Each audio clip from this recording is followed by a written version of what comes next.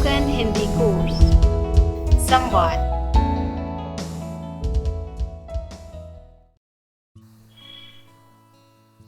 उपन्यास सम्राट मुंशी प्रेमचंद।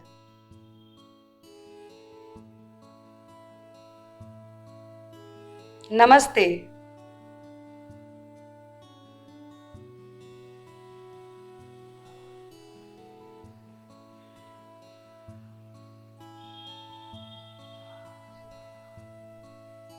मुंशी प्रेमचंद। हिंदी साहित्य में प्रेमचंद का स्थान बहुत ही महत्वपूर्ण है। इनका जन्म लमही वाराणसी में हुआ। भारत के किसान, मजदूर एवं स्त्रियों के जीवन संघर्ष की गाथा इनकी रचनाओं में देखा जा सकता है। अंग्रेजी साहित्य में जो स्थान डिकिंस को, रूसी साहित्य में टॉल्स्टॉय एवं गोर्की को प्राप्त है, वही स्थान हिंदी साहित्य में मुंशी प्रेमचंद को मिला है। कथा साहित्य में तो मुंशी प्रेमचंद जी का अद्वितीय स्थान है। इन्हें हिंदी साहित्य का उपन्यास सम्राट भी कहा जाता है। मुंशी प्रेमचंद जी अपनी कहानियां उर्दू में नवाब राय के नाम से लिखा करते थे। मुंशी प्रेमचंद जी के पिता का नाम अजायब राय और माता का नाम आनंदी देवी था। इनका बचपन बहुत ही अभाव में व्यतीत हुआ।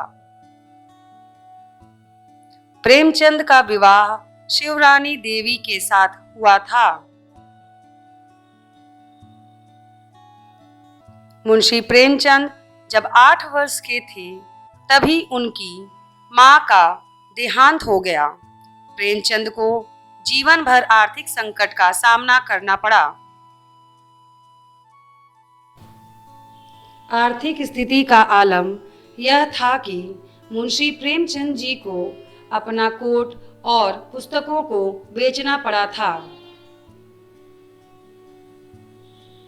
एक बार हालत ऐसी हो गई कि वह अपनी पुस्तकों को लेकर एक बुक सेलर के पास पहुंच गए।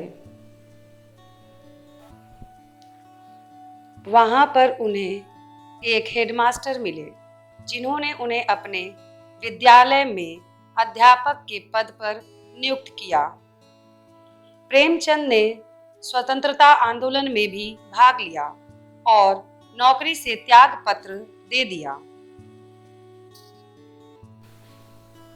तत्पश्चात परिणाम यह हुआ कि प्रेमचंद को एक बार फिर आर्थिक संकटों का सामना करना पड़ा।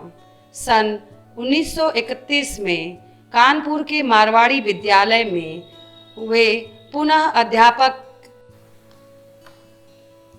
हो गए।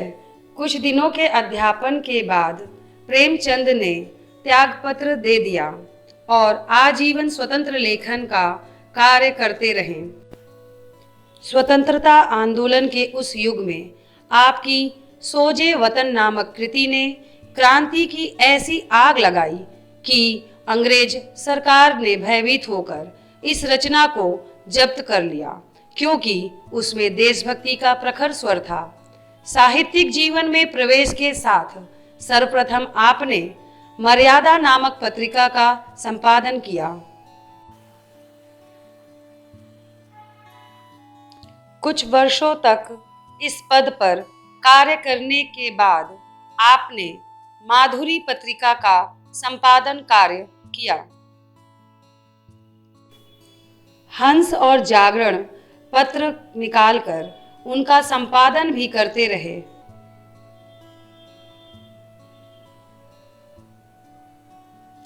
सादा एवं सरल जीवन के मालिक प्रेमचंद सदा प्रसन्न रहते थे। अपने जीवन में विषमताओं और कटुताओं से वह लगातार संघर्ष करते रहते। प्रेमचंद जी उच्च कोटि के मानव थे। इनको ग्रामीण जीवन से प्रेम था। वह सदा गंवाई परिधान में रहते थे, जीवन का अधिकांश भाग इन्होंने गांव में ही गुजारा। बाहर से बिल्कुल साधारण दिखने वाले प्रेमचंद के अंदर जीवन शक्ति अदम्य थी।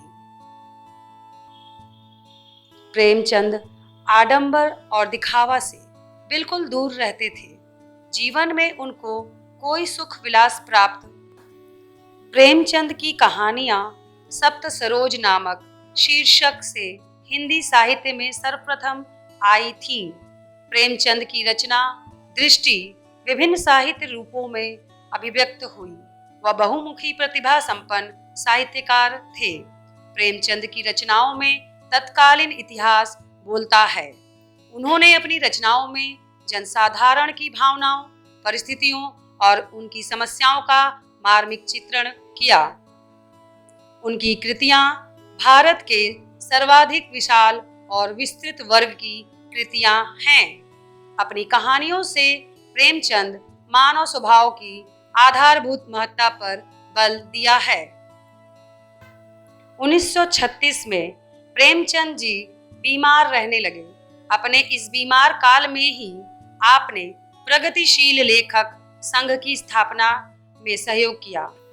वर्ष 1936 को हिंदी साहित्य के इस महान कथाकार का देहावसान हो गया, लेकिन ये अपनी रचनाओं में सदा के लिए अमर हो गए।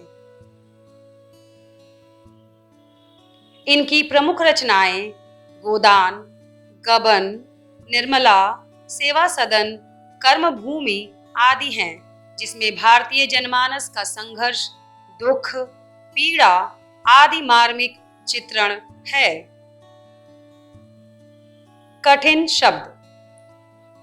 शब्द अर्थ संघर्ष, प्रगतिशील, अदम्य, मार्मिक।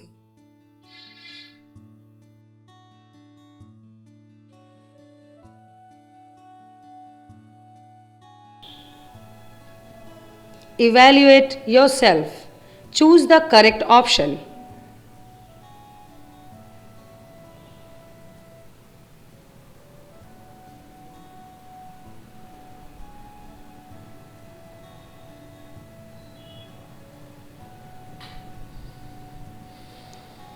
The correct answer is Varanasi.